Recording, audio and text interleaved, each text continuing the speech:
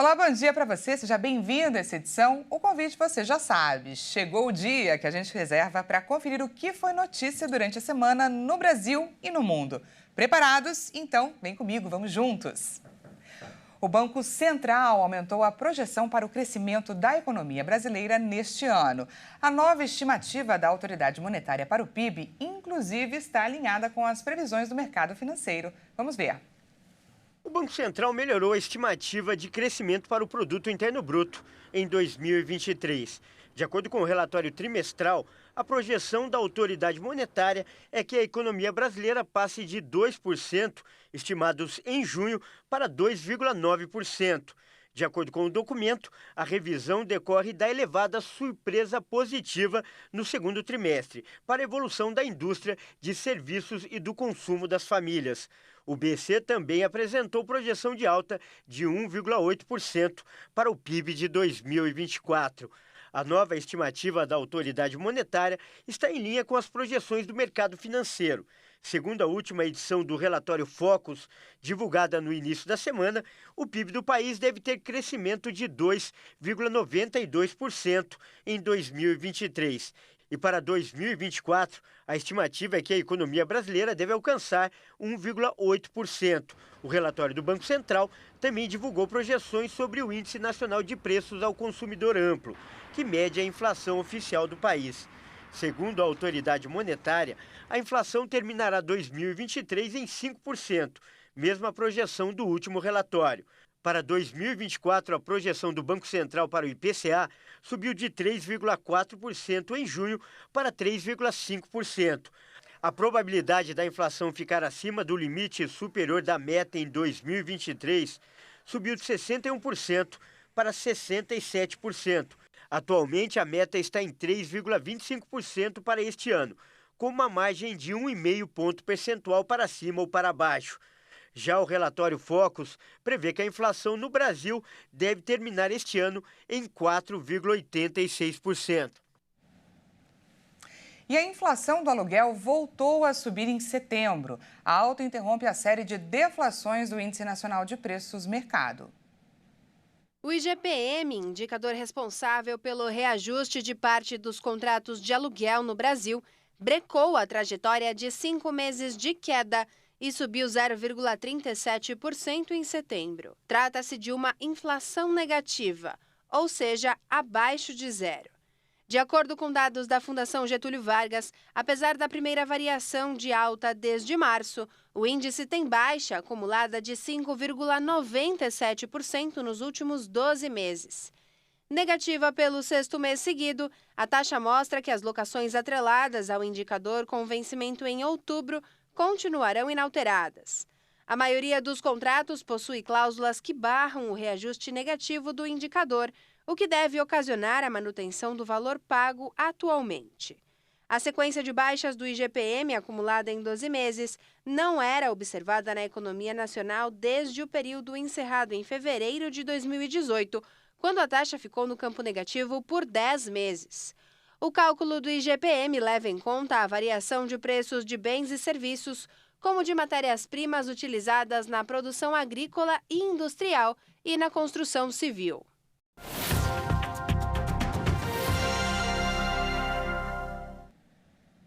Quem já ouviu a frase "está sobrando mês no meu salário"? É uma linguagem popular usada para dizer que o salário não chega até o final do mês, ele acaba antes. E essa é a realidade de 39% dos brasileiros, segundo o levantamento feito por uma das principais consultorias de negócios do mundo. Essas pessoas, esses brasileiros, revelaram que após pagar as contas não sobra nada ou sobra muito pouco. E diante dessa realidade, da dificuldade de pagar os boletos, existem alguns caminhos. Conseguir uma renda extra, economizar e até trocar de emprego. A troca de emprego passa a ser uma alternativa, claro que em busca de uma melhora da saúde financeira e não necessariamente uma melhora de carreira. E para conversar sobre o que está por trás das consequências dessa realidade exposta pelo estudo, a gente recebe agora Andressa Siqueira, que é planejadora financeira. Andressa, seja muito bem-vinda. Muito obrigada, agradeço o convite.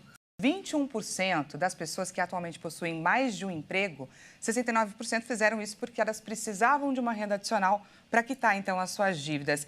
Eu gostaria, Andressa, que você comentasse para a gente sobre essa realidade, onde é preciso ter mais de um emprego para honrar ali com os boletos todo mês.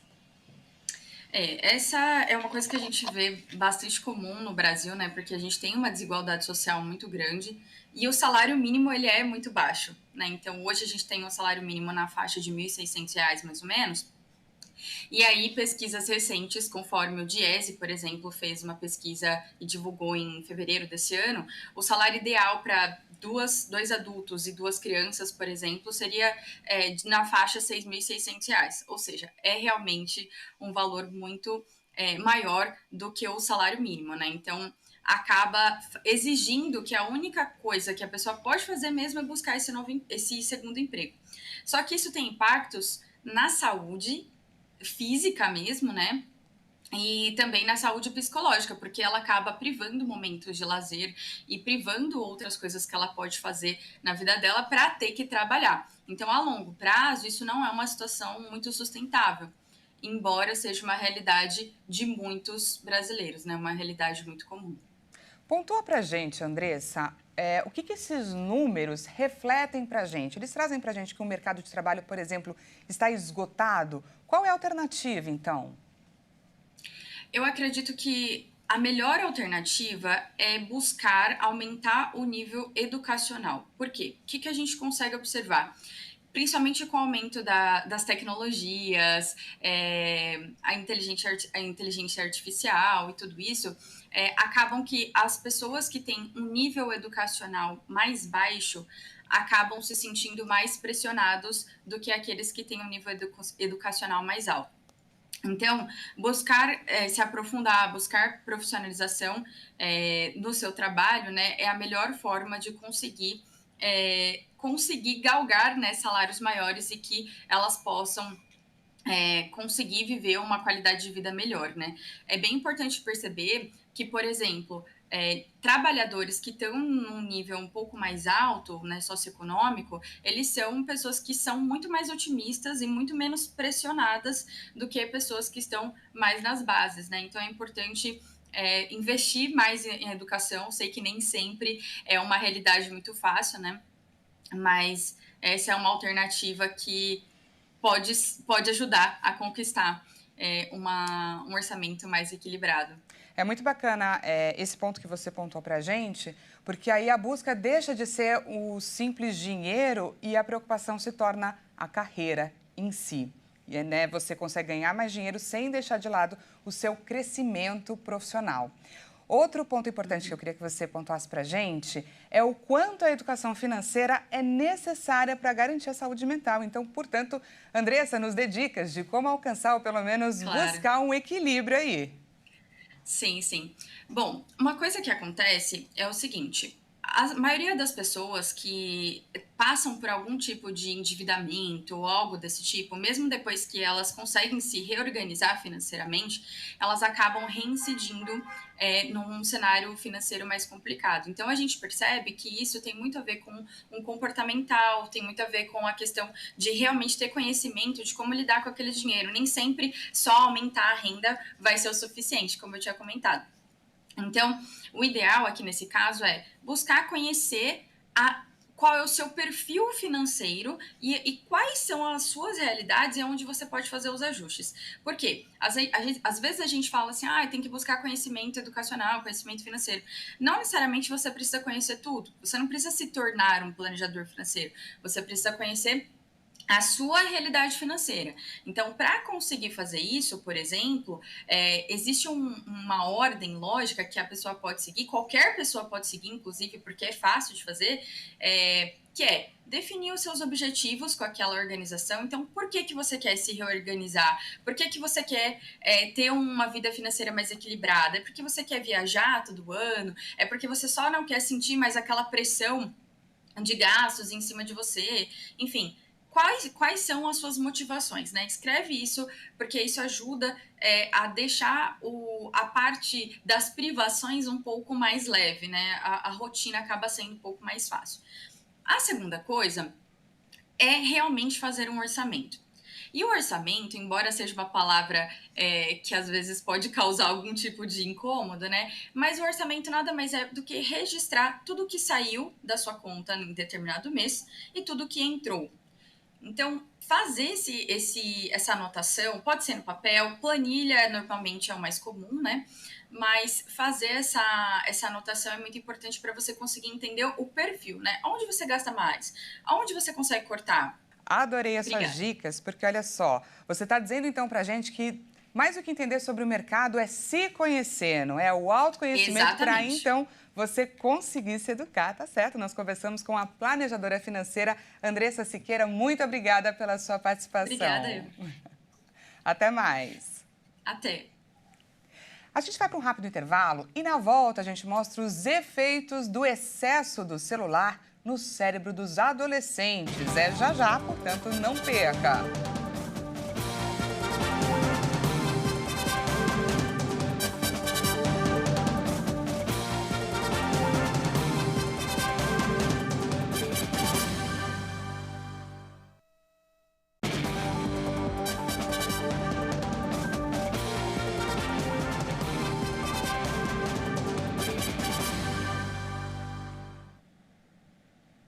Seja bem-vindo mais uma vez, nós estamos de volta com mais notícias para você. A Coreia do Norte anunciou nessa semana que incorporou à sua Constituição o status de potência nuclear. A medida pode aumentar ainda mais a tensão com a Coreia do Sul e com os Estados Unidos.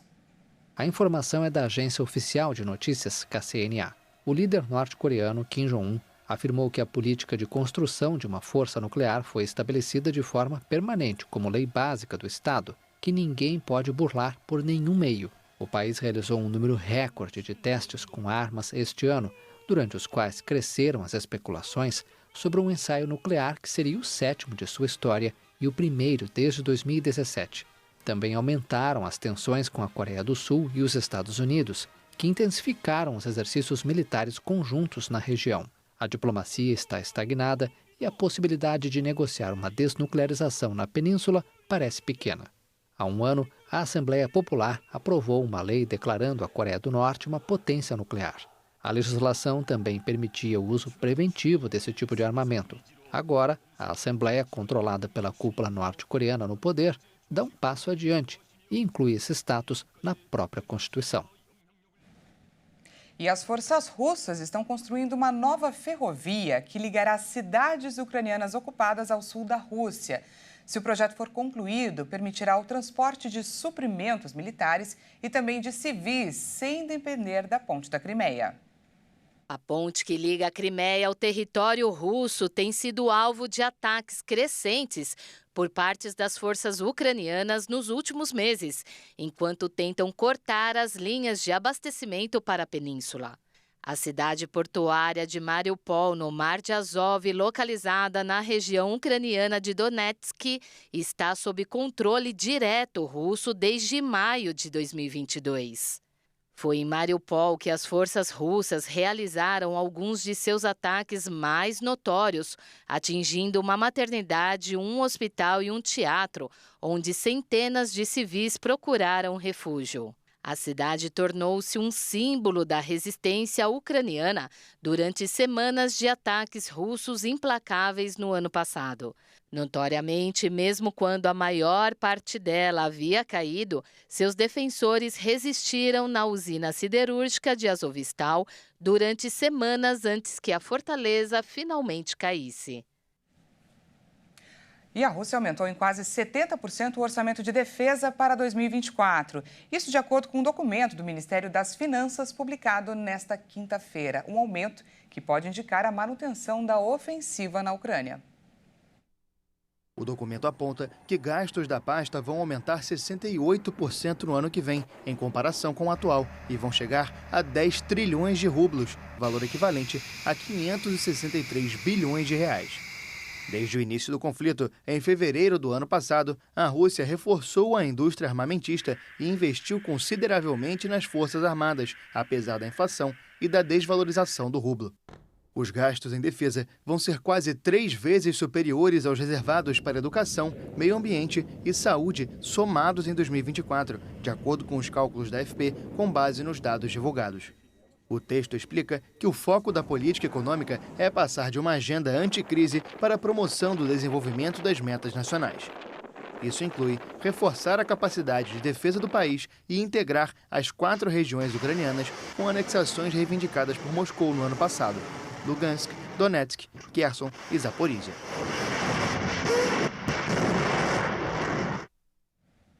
E agora a gente muda de assunto. Adolescentes recebem mais de 200 notificações no celular por dia. E os efeitos disso no cérebro preocupam. Especialistas alertam que o excesso do uso de smartphones pode causar problemas no desenvolvimento. A reportagem é da Maria Clara Leite.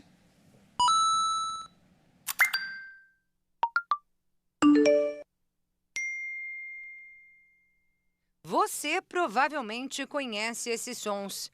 Eles são usados em notificações de smartphones para novas publicações, marcações, mensagens e outros avisos. E a quantidade de alertas só aumenta, inclusive nos aparelhos de pessoas muito jovens.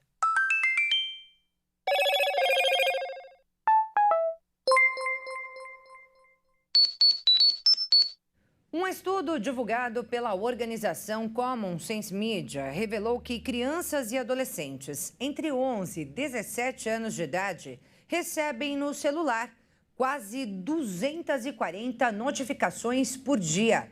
Em alguns casos, ainda segundo o levantamento, os alertas chegam a 5.000 em apenas 24 horas.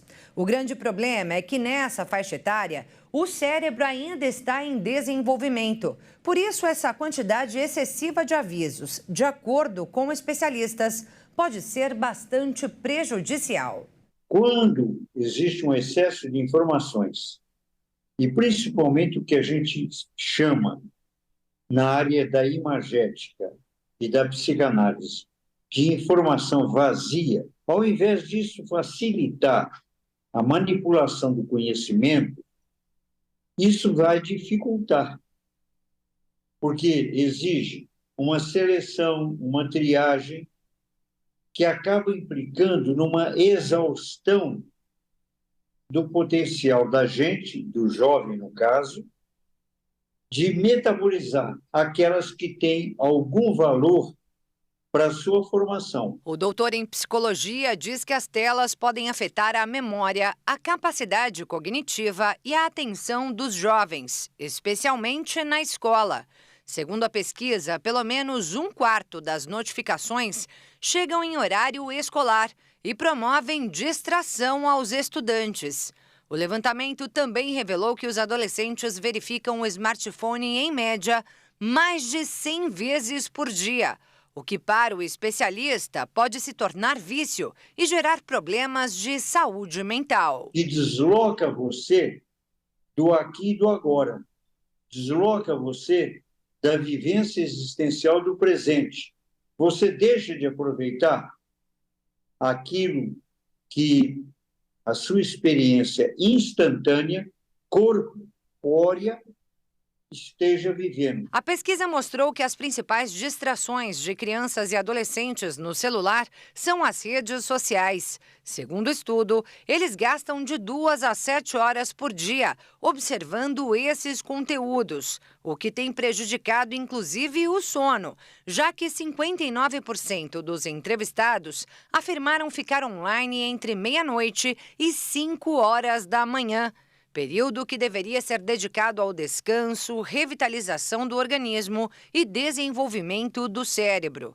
Portanto, o doutor recomenda desligar as notificações e até o smartphone durante a noite e gerenciar o tempo dedicado ao aparelho ao longo do dia. Você reserva para o celular momentos específicos durante o dia para aproveitá-lo de maneira a mais intensa que você puder.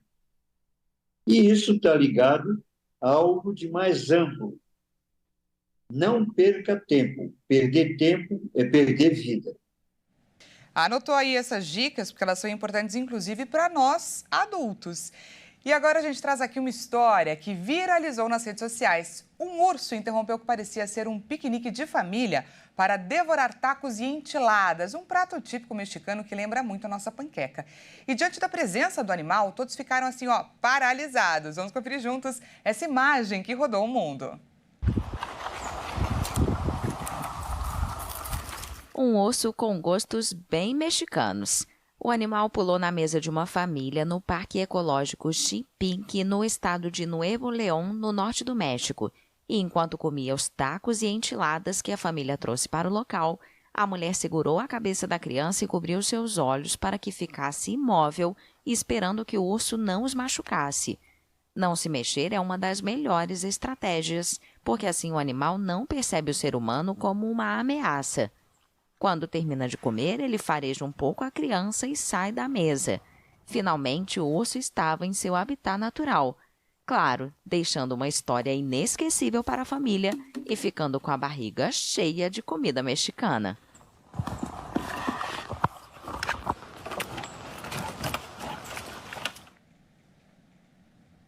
Um urso com gosto bem peculiar, né? Uma comidinha ali mexicana, nada bobo ele. Essa edição fica por aqui. Muito obrigada pela sua companhia. Um ótimo final de semana para você e até segunda.